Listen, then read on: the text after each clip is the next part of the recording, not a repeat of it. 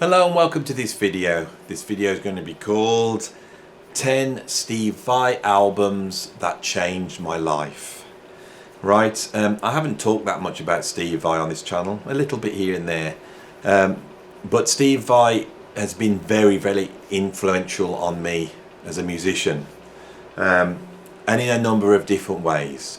So what I'm going to do here is a sort of top 10 of the albums that have influenced me by him, and just sort of tell you why, So let's start at number 10. So at number 10 I have this album, right? So this is called Modern Primitive. This album was created in the I think in the mid-80s, right? It's the album that should go between Flexible and Passion and Warfare. Okay, so why has this influenced me? Well, it's at number 10 because my great friend, the guitarist Fayan Zek, who's another virtuoso, incredible guitarist, and if you're into way out guitar playing, go and check Fayan Zek out now. Incredible player, guitarist, composer, visionary, and I've played on a number of his albums. Fai writes some of the most challenging music on the planet as far as I'm concerned. And he said to me the other day, I think about a year ago, he said, have you checked out the Modern Primitive by Vai? He says, we're both big fans of the early 80s Vai and the Flexible Vai. He said, you're going to go and check it out. And he gave me this copy here, he actually gave me as a present, and I listened to it, and it's taken me again on another Vai exploration, and I've been checking out all the new albums which I haven't heard, and he's still absolutely fantastic. I think the way he's playing now, which is the way I want to start this video, is still so futuristic. The control he's got on sort of microtonic bends, which he had in the early days, but he's taken it to another area. I think he is one of the great phrasers now in music, in jazz, rock, whatever you want to call it. He's incredible, and he's still making creative music. This album reminded me, when I heard this, so all this stuff was recorded in the 80s, then he's redone it and reissued it quite recently. It just reminded me again how much I love Steve Vai, and I've gone back. So this is also representing a lot of the new stuff, because the albums that changed me are all from the old days. You know what this channel's about? I get into all the old stuff, so I feel a bit bad that I can't point to some of the newer albums, but at number 10 we have that. So at number 9 and number 8, we're going to get through these quick, right? I'm a huge Steve Vai fan. Up to a certain point I bought everything, and like I say, then I stopped. I got into other music, and like Fai's given me that Modern Primitive album, and it's taken me back on a new journey. But I just thought I'd pull out 2 albums that I like from his catalogue. One would be Fire Garden Suite, double album, extremely opulent, tons of arrangement, tons of Vai compositions. You also got Vai singing on here, and the sort of Phase 1, which is the first disc, is very, proggy and out there and all over the place. Phase 2 is a little bit more pulled in. On Phase 2 there's a track called Little Alligator. That might be my favourite Steve Vai guitar solo, so that's why that's in at number 9. At number 8, at the under end of the spectrum, Steve Vai stripped down, just playing the guitar with basically a trio, guitar, bass and drums. Alien Love Secrets. 2 fantastic albums, if I hold them up, that I absolutely love. These are just rock solid Vai albums, So what have I got at number 6? 7.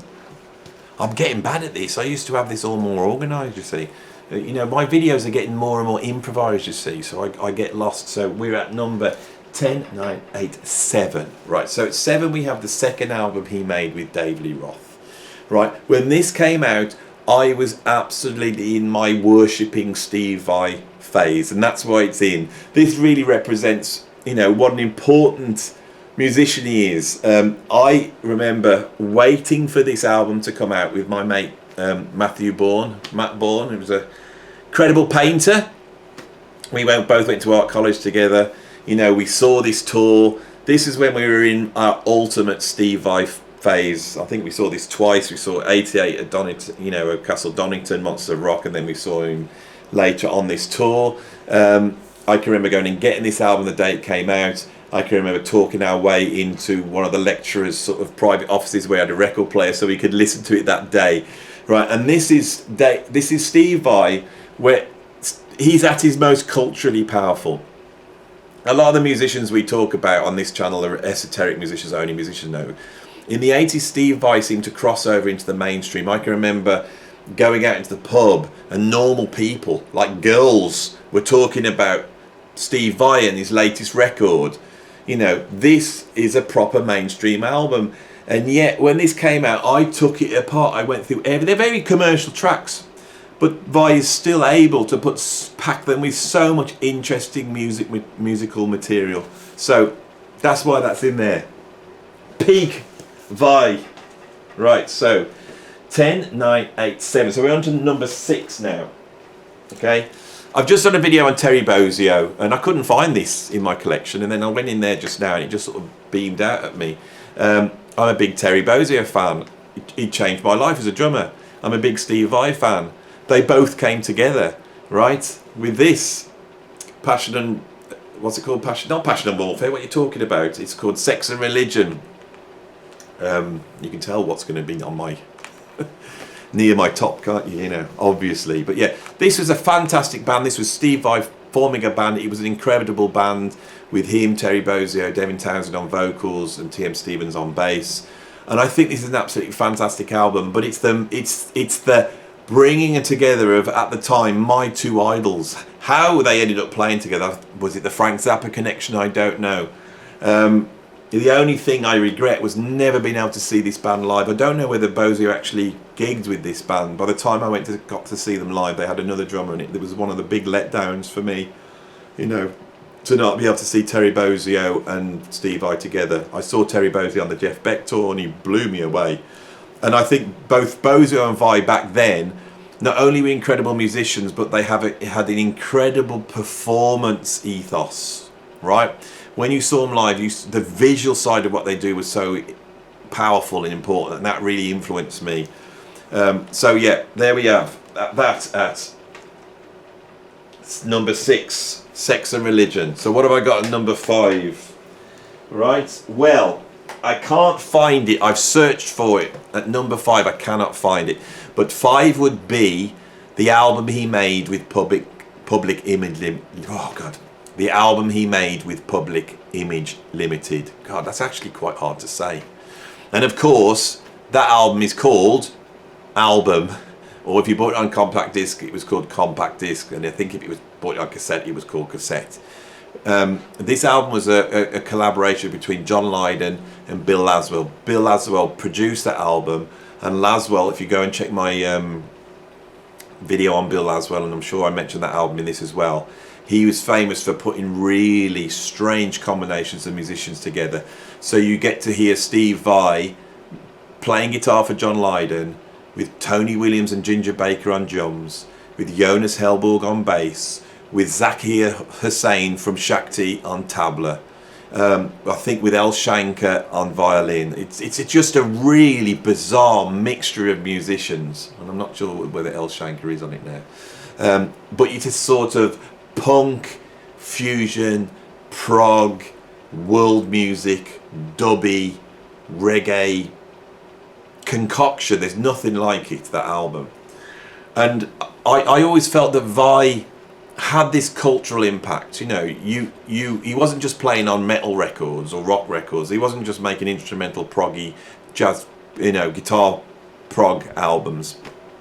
He was also cropping up in films. You know, I can remember going to see him in Crossroads. That was a moment. And he also turned up on a John Lydon album. And he just doesn't just turn up. He does some of the best guitaring that he's ever done in his career. It's almost like Bill Laswell, as a producer, was able to just let Vai off the leash. You know, it's just incredible. He's just flying at certain points, and right on the last track of the album, he just lets him go, and Vai does a solo which is a couple of minutes long, which is an incredible achievement on a mainstream album, but especially an album which is ostensibly a punk album. So that's what I have at number 5. So we're up to the top 4 now. So at number 4, one of the most important instrumental albums ever made. There it is. I accidentally let the cat out of the bag. At number 4, we have Passion and Warfare. Right, this album sold 1 million copies. This is a huge achievement. You know, Steve Vai comes out working for Frank Zappa as a transcriber. He then goes and joins the sort of hair metal brigade, right, with David Lee Roth, before that Alcatraz, and then Whitesnake. He conquers the world doing that. And then he pulls this album together.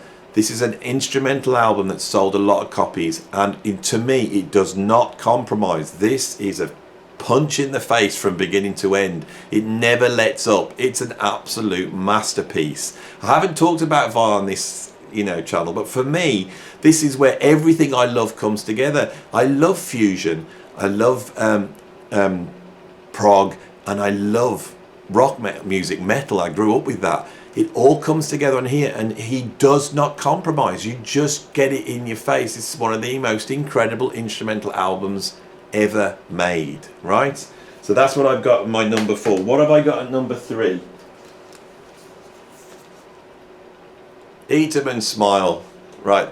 So in the mid-80s, this is why I've called this album, you know, the Steve Vai albums that changed my life. I'm at art college in the mid-80s. I've left rock music behind. I've left all that fast guitar playing behind. I've left Van Halen behind, and I'm listening to ECM jazz, and I'm in a certain place, right? I become a jazz snob. On this channel, I'm quite critical of jazz snobs, and I'm critical because I once was one. And there I was sitting, listening to probably Keith Jarrett at college. I was painting, I was at art college. And next door to me is Matt Bourne, who I mentioned earlier. And he's got a Sony Walkman on. And I say, what are you listening to, Matt? And he puts Shy Boy off this album. And I realised that I'd gone down the wrong path, right? It just absolutely blew me away. This album I then went and bought, and it pulled me back to rock music. It stopped me being so snobby. I realised that there was something more interesting going on with this, more culturally significant, more exciting musically than what was going on my ECM albums and the Chick Corea Electric Band. It was just more interesting to me. From this, I then started to listen to like Red Hot Chili Peppers and all those type of bands. And then from then I started to listen to Public Enemy, Anthrax. I started to listen to like the grunge bands. I listened to house music. I started to listen to absolutely everything. It was this album that actually bust me out of that jazz channel. I know so many musicians that end up in that jazz channel. Don't get stuck in it. And if you want to get bust out of it, go and buy this. This is a good, you know, rock album, and it does everything. You know, Dave Lee Roth is one of the greatest entertainers on the planet. He put together one of the greatest bands. You know, Greg Bizanet is a jazz drummer, and he brings that in. Billy Sheehan is just, at that point in time, the greatest rock bass player on the planet, and Steve Vai is possibly the greatest rock guitarist on the planet. This is the hell of an album, and it changed my life, you know. So, at number 2, what have I got? Well, I've played this album so much that the cover has fallen to bits, right? And so all I'm left is with the inner sleeve. So I'm going to hold those up. Can anybody guess what these are? If I can, oh God, shall I get it right way around? There. If I move back, what album is this? Right. So that's all I've got left. This is Them or Us by Frank Zappa. Okay. The first Zappa album I ever bought, I think, was Hot Rats, and I love that album.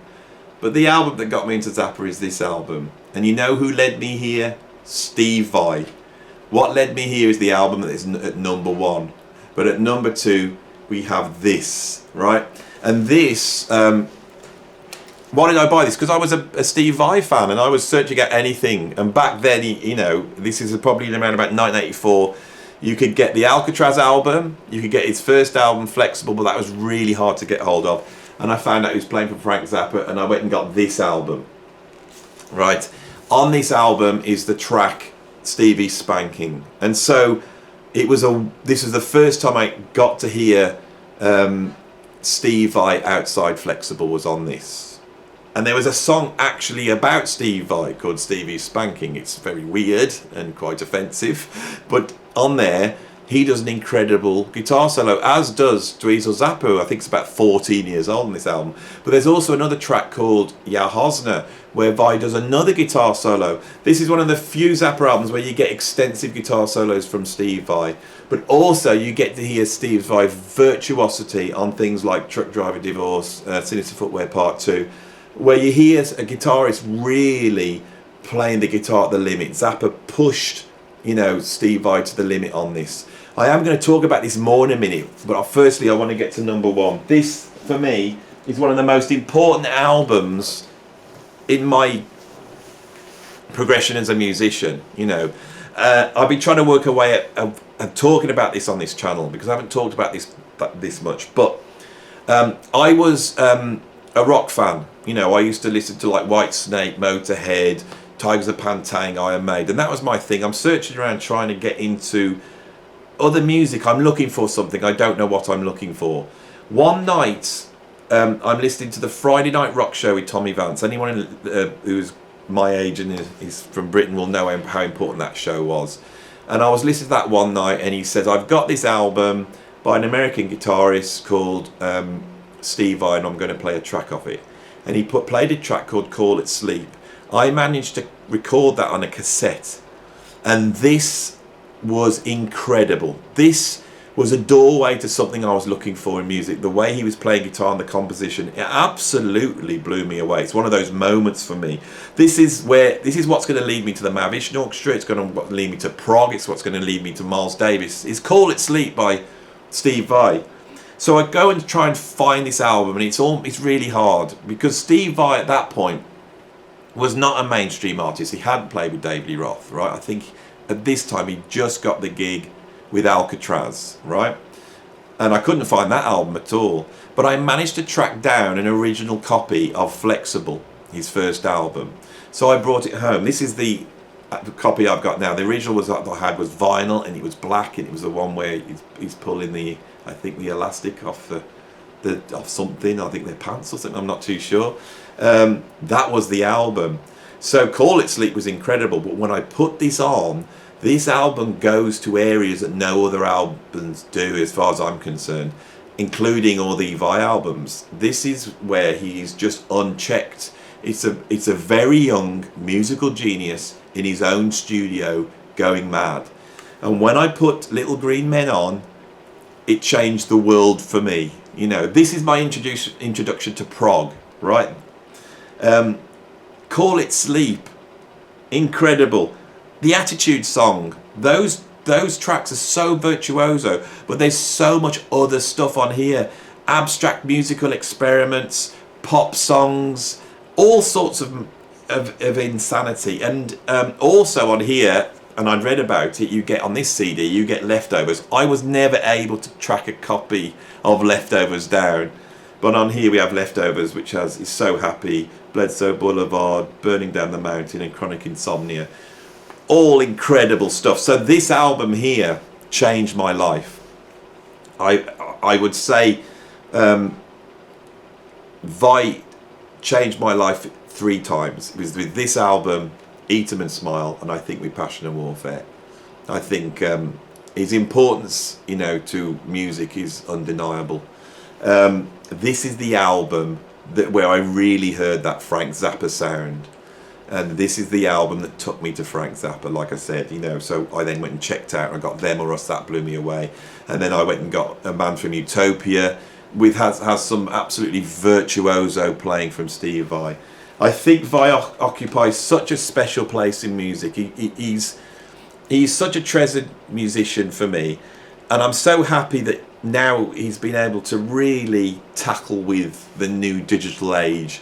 And we're now able to, watch him talk about music. And I find him a very inspiring figure, a very wise musician. He's become a sort of sage, I think. And he talks a lot of sense, and I think he has a lot of things in balance. So yeah, go and check him out on his YouTube. Go and check his podcasts out. Go and check the new stuff out. He's still killing it. He's one of the best there ever has been. Right? So this has been my sort of tribute to Steve Vai. the 10 albums that changed my life. What else can I say? You know, I hope you know, people who are maybe on the fusion side and haven't gone over to his albums will go and check him out. He's created his own world. It's uncompromising, and it's Steve Vai. I can't say anymore. I'm going to finish there. That's it. And if you like this video, like, subscribe, and of course please put it in the comments. I'm pretty sure that the followers of this channel are going to go, oh yeah, Steve Vai. I'm sure it's going to be a huge thing that I've sort of opened up. Anyway, I'm done. See you soon.